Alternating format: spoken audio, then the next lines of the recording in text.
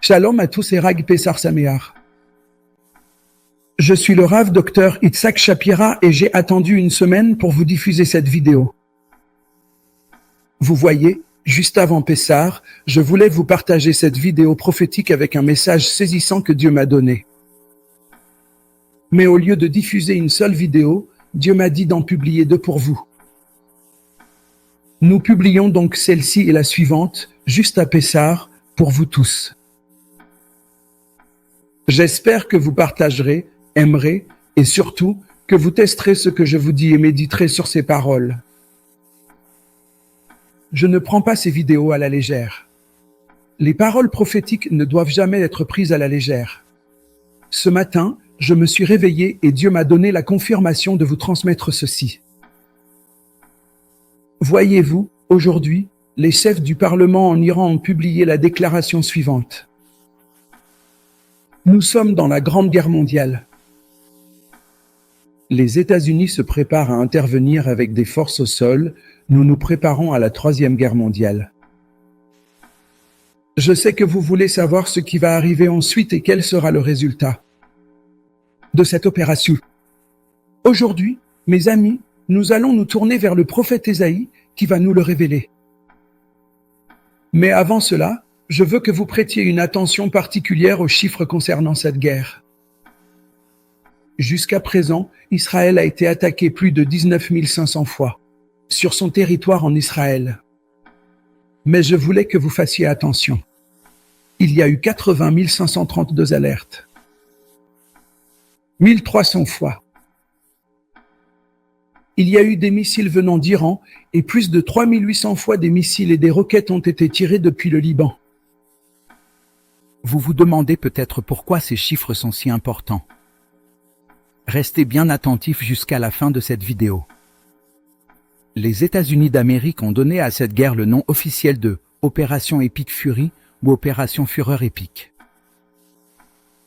Je veux vous dire ceci. Dans la Bible, le nom Opération Epic Fury est mentionné en code. Le nom de l'opération ainsi que l'opération elle-même ont été codés dans la Bible en rapport avec les derniers jours et avec Gog et Magog. Et aujourd'hui, j'aimerais vous le montrer. En hébreu, l'opération est connue sous le nom Zahamati. C'est la traduction de l'expression anglaise Epic Fury. Le mot fury en hébreu est le mot Zaham. Colère, indignation, fureur, en hébreu se dit Zaham. Depuis le tout début de cette opération, l'État d'Israël n'a cessé d'entendre des sirènes qui ont poussé des millions de personnes à descendre sous terre et à verrouiller ce qu'on appelle en hébreu le mamad. Exactement 80 532 fois depuis le début du conflit. À cause de plus de 1335 missiles iraniens et plus de 3800 autres missiles en provenance du Liban. Je vous laisse faire le calcul. Plus de 80 000 fois. Cela signifie qu'Israël a passé la plupart du temps sous la terre, enfermé dans un bunker. Et voici maintenant la fête de Pessar. Ces jours où Israël est descendu dans le bunker ont été prophétisés par Ésaïe et ils sont cités accompagnés de ces mots « Epic Fury ». Maintenant que j'ai attiré votre attention, je veux vous les montrer dans le livre du prophète Ésaïe. Dans Ésaïe au chapitre 26, verset 20, « Va, mon peuple, entre dans ta chambre et ferme la porte derrière toi. Cache-toi pour quelques instants jusqu'à ce que la colère soit passée. » Sachez que le mot utilisé est mis en rapport avec le fait de descendre sous terre, que ce soit dans un abri protecteur ou dans un bunker, est le terme hébreu « Zaham », correspondant à « Epic Fury ». À votre avis, quelles sont les probabilités que le terme utilisé pour « Epic Fury » puisse avoir un rapport direct avec le fait historique, qu'Israël descende sous terre et verrouille hermétiquement ses portes? Frères et sœurs, au cas où vous vous demanderiez si nous sommes dans Gog et Magog, je vous exhorte aujourd'hui à prendre ces paroles à cœur. Ésaïe 26, 20 prophétise de manière frappante sur notre époque aujourd'hui, puisque le terme Epic Fury semble être précisément codé dans la Bible hébraïque. Le mot utilisé ici est Zam, tout comme le nom de l'opération. Et si c'est le cas, que pouvons-nous en apprendre? Et qu'est-ce que Ésaïe nous a dit à propos de cette période? Écoutez bien. Le Malbim nous parle d'Epic Fury et des jours d'Epic Fury en disant ce qui suit, et je cite, « Le prophète parle de façon métaphorique et il dit, viens. Dans la chambre, ferme la porte derrière toi afin que personne ne puisse te faire de mal. Mets-toi à l'abri pendant un tout petit moment, en attendant patiemment que la colère passe et finisse par s'éloigner complètement. » En d'autres termes, cela signifie qu'il faut absolument te cacher dans le refuge de la Teshuvah et des bonnes actions concrètes, afin de te protéger de la fureur, des épreuves, qui précéderont la rédemption. Et je tiens tout particulièrement à insister sur ce mot, qui précède l'arrivée de la Géoula. Lorsque nous voyons cette opération Epic Fury se dérouler sous nos yeux, et le peuple d'Israël se mettre à l'abri en se réfugier dans les abris sécurisés, nous savons que nous vivons les jours qui précèdent la rédemption finale. Comprenez que nous recevons aujourd'hui un code. Et ce n'est pas n'importe quel code, c'est le code de Gog et Magog. Rabbi David Kimri, dans son commentaire sur le verset qui parle de la fureur épique, nous indique le moment où la fureur épique va être déclenchée. Respirez un coup. Ce n'est pas Rabbi Shapira qui vous dit cela. C'est le plus grand et le plus brillant esprit d'Israël qui nous affirme cela aujourd'hui. Et voici ce que dit le Radak. Ce verset a été prononcé à propos de la guerre de Gog et Magog, oh là là. Lorsqu'il y aura une période de grande détresse et d'affliction pour le peuple d'Israël, durant un court instant de leur histoire. Il dit qu'il y a ici une métaphore pour parler de se cacher au moyen des bonnes actions et une repentance complète, car la colère ne durera qu'un court instant, puis elle passera, et les justes s'échapperont, comme il est dit. Tous ceux qui seront trouvés inscrits dans le livre. Mes amis, Rabbi David Kimri nous dit que lorsque nous verrons l'opération Fureur, comme une fureur épique, se produire, nous saurons que nous sommes dans Gog et Magog. Et je veux que tout le monde comprenne aujourd'hui que nous sommes dans le temps de la détresse, le temps de la détresse de Jacob. Non seulement nous sommes dans Gog et Magog, mais nous sommes aussi dans le temps de la détresse de Jacob. Maintenant, je supplie, pour ceux qui attendent un enlèvement pré-tribulation imaginaire. Nous nous trouvons actuellement dans la période des derniers jours précédant la venue du Messie. Tenez-vous en harmonie avec Israël aujourd'hui. Nous vivons dans Gog et Magog et l'opération Fureur éthique. Ceci est prouvé par l'appel que Ésaïe nous adresse. Mais cela va encore plus loin. Rashi nous dit dans son commentaire, cette réponse, qui est adressée au prophète, nous parle. Va, mon peuple, entre maintenant dans ta chambre, retire-toi dans ta synagogue et dans tes maisons d'études habituelles, et ferme bien les portes derrière toi. Ou bien, réfléchis à tes actions dans les chambres de ton cœur, car en effet, je vais châtier tes ennemis. Vous voyez clairement, il y a deux choses bien distinctes qui vont se produire. Le Seigneur s'adresse au peuple d'Israël pour lui ordonner de se mettre à l'abri, car il est sur le point de déchaîner une terrible plaie contre les ennemis d'Israël. Et je veux que vous compreniez, Israël entre à l'intérieur et Israël doit se concentrer sur l'étude de la Torah, sur les bonnes actions, sur la pratique de la Tzedaka. Et il leur dit, rentrez tous à l'intérieur, car, tout comme cela s'est produit autrefois en Égypte, je m'apprête à nouveau à frapper les Égyptiens. Je m'apprête à frapper les nations. J'aimerais vraiment que nous puissions comprendre ce qui est en train de se passer. Israël, en ce moment, se cache. Ils célèbrent Pessah à l'intérieur, enfermés parce que Dieu veut qu'ils ouvrent la Torah. et qu'il l'invoque pendant ce Pessar. Dans Bereshit Rabati, Parashat Toledot, il existe un lien entre le combat de Yaakov et Ésav et ce verset. Écoutez ce qu'il est dit. La voix est la voix de Yaakov. Quand Ésav rencontre des difficultés, il commence à maudire et à blasphémer. Mais toi, lorsque la souffrance t'atteint, maîtrise ton penchant et ne mets pas ton Créateur en colère par ta voix. Comme il est dit, va, mon top. Rentre dans ta chambre, regarde dans les chambres de ton cœur et vois que les souffrances qui t'arrivent ne sont pas proportionnelles à tes fautes, car tes chambres font référence aux chambres intérieures de leur rein.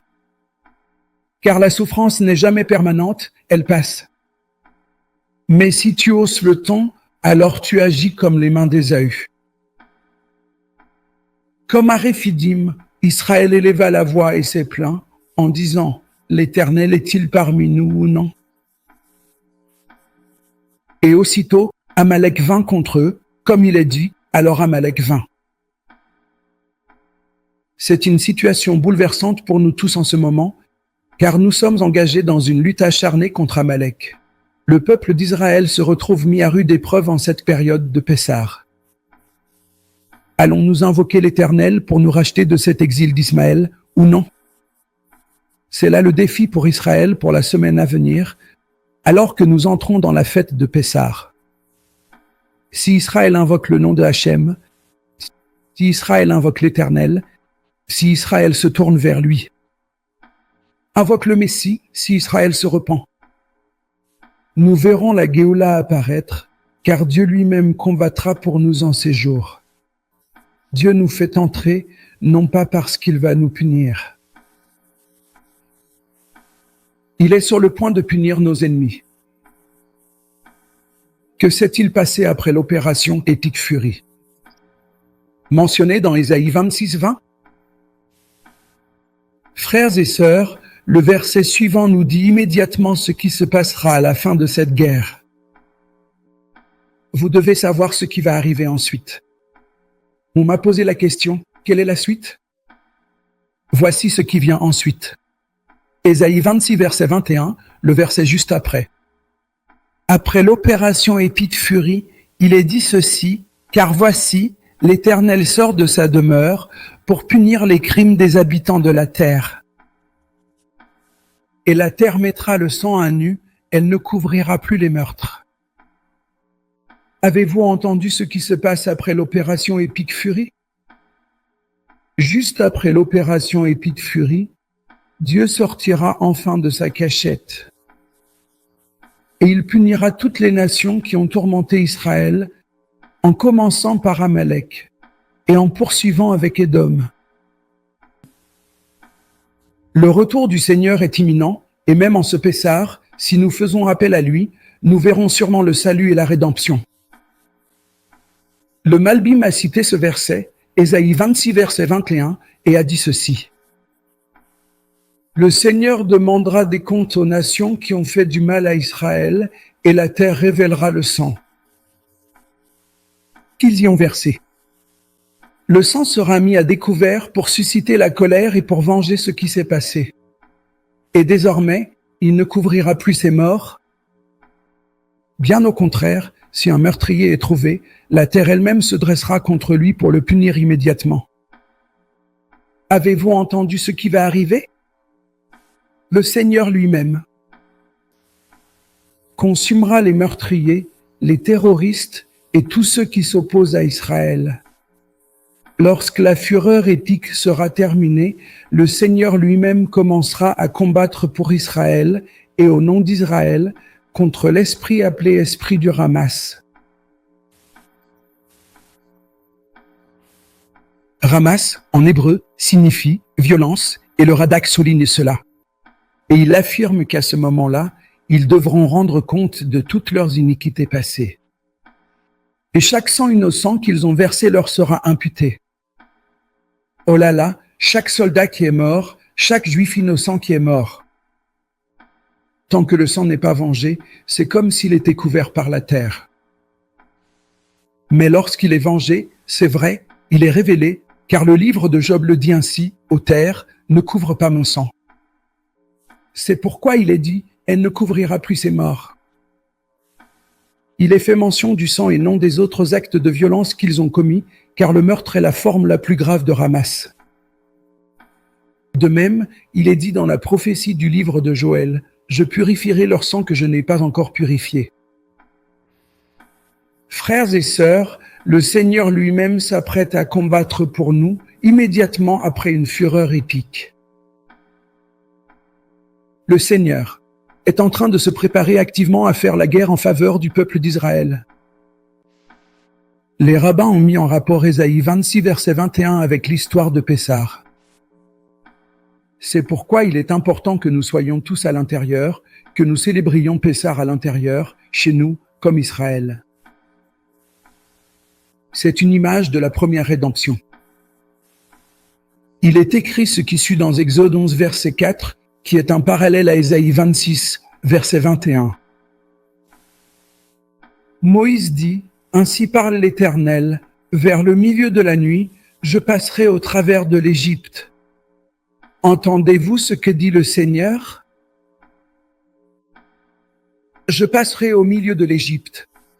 Le Seigneur va apparaître en Iran. Le Seigneur va apparaître dans toutes les nations qui attaquent Israël, qui ont détruit le peuple juif, qui sont antisémites. Et le Seigneur les consumera, tout comme lors de la dernière plaie. Lorsque l'Éternel s'est révélé lors de la plaie des premiers-nés et les a consumés à l'intérieur de l'Égypte. C'est, mes amis, ce qui arrive en ce moment même dans le monde.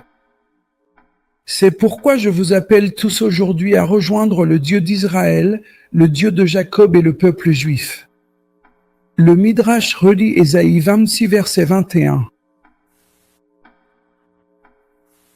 À Exode 11, verset 4, et le Midrash le Kartov dit « Je passerai au milieu de l'Égypte ». C'est une expression de la Gévoura, la puissance de Dieu, comme il est dit « Le Seigneur sortira et combattra contre ces nations ». Zacharie 14, verset 3 dit « L'Éternel paraîtra et il combattra ces nations ». Ésaïe 26, verset 21. Tu sors pour délivrer ton peuple, Habacuc 3, verset 13. Toutes ces expressions parlent de la puissance divine. Comme il est dit, le Seigneur sortira comme un vaillant guerrier, Ésaïe 42, verset 13. C'est pourquoi il est dit, je sortirai.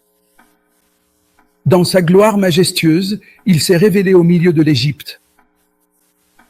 Frères et sœurs, Zacharie 14, Ésaïe 26, Habacuc 3 et Ésaïe 42, tout cela va se réaliser à la fin de cette opération épique de fureur. Dieu va se révéler à l'intérieur de l'Égypte, à l'intérieur d'Ismaël, à l'intérieur d'Édom, et il consumera ces nations de l'intérieur vers l'extérieur. Vous voyez, il a dit à Israël, entre dans ta chambre. En 2020, j'ai failli perdre ma voix, car Dieu avait permis qu'il y ait une excroissance sur mes cordes vocales. Et il m'a donné ce verset. Et il m'a montré quelque chose que je n'avais pas compris jusqu'à présent. Presque 7 ans plus tard, il dit « Va dans la chambre ». Le mot hébreu pour chambre est le mot reder, ret, dalet, resh. C'est lorsque le monde passe d'une époque de ret, la récède, à une époque de dalet, qui correspond à Din, le jugement. Je veux vous expliquer ce que signifie vraiment la fureur éthique. Le monde entre dans une mesure plus grande de Din, de jugement. Je vous l'ai expliqué il y a 7 ans dans le livre La bonne nouvelle selon Covid-19. Et ce qui va se passer maintenant. Alors que le monde entre dans le Dalet, dans le Din, dans le jugement, alors, que devez-vous faire concrètement? Entrez dans la chambre, entrez au sein de l'arche, entrez dans la maison de Jacob, entrez et pratiquez la Torah, accomplissez les mitzvot, et tenez bon jusqu'à ce que la fureur et Makabéroroth, la plaie des premiers-nés, soit passée.